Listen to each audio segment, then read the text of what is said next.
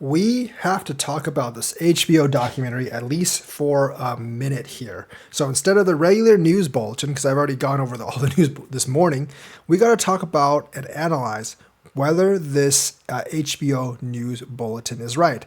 They said Peter Todd was Satoshi Nakamoto, but they didn't have any real evidence on it. Yes, the documentary did end with Peter Todd saying, "Yeah, I'm Satoshi Nakamoto." But that doesn't really mean anything because he said that many times before, and he's explained he said that because the real Satoshi wanted to remain a secret. That is, unless he is the real Satoshi and he wants to remain a secret, so he's just saying that. That's always a possibility. Now, there is circumstantial evidence. I find some of the biggest circumstantial evidence is that Adam Back had a big relationship with Satoshi Nakamoto, and Peter Todd was a friend of Adam Back's.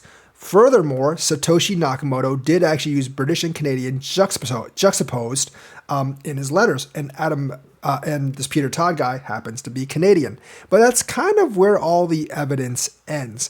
Like I said, Peter Todd denies that he is Satoshi Nakamoto. He is an early Bitcoin dev, and he was in that circle of Satoshi Nakamoto, along with Hal Finney, Lynn Sassaman, Adam Back, Nick Szabo, and Dorian Nakamoto. Now, it's probably not Dorian because he's not a cryptographer, but all those other guys were, and they're well-known people in the crypto industry today.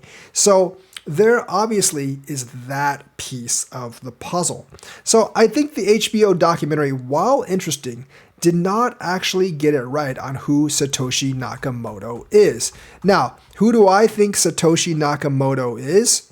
I think he's actually a series of people. And one of the reasons that could explain why no one has or touched the Bitcoin stash yet is probably because each person only has a piece of the key. To ensure that no one actually moved the wallet unless all of them agreed, like let's say it's Nick Szabo, Adam Back, and Hal Finney, the trio, each of them may only have a third of the original key. And Hal Finney, when he died, lost that piece of the key. So none of them can actually access it now. The stash right now is worth about $69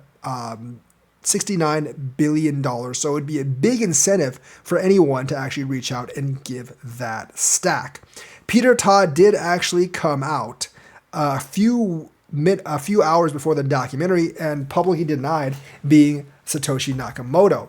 And of course, the maker of the documentary confronted Peter Todd, but that really doesn't mean much at all. Todd also said something like, what if the real reason for using the name Satoshi was so that people could take Bitcoin seriously, so they could believe it was created by a real cryptographer and not some kid still in school. I don't really know how old Peter Todd is. He doesn't really look all that old, maybe like 30 something. So he would have been really, really young when Bitcoin was made. So that lends more credence. But there were a lot of people, including Adam Back himself, that could have actually been Satoshi, and maybe even more likely than Peter Todd. So basically, yeah, we still don't know. We're still as clueless as before, but that has thrown another name into the ring that I wasn't aware before in Peter Todd, and he was another person that was very close to the original Bitcoin development. So that's what I think. I don't think it's Peter Todd. I do think Satoshi is a group of people or a series of people, and I still have the theory that each of them had a piece of the key, but now since Hal Finney died and he was one of the group of people, they can't really access it without his piece of the key. So let me know what you think. Like and subscribe, hit that bell notifications button. Thank you and have a nice day.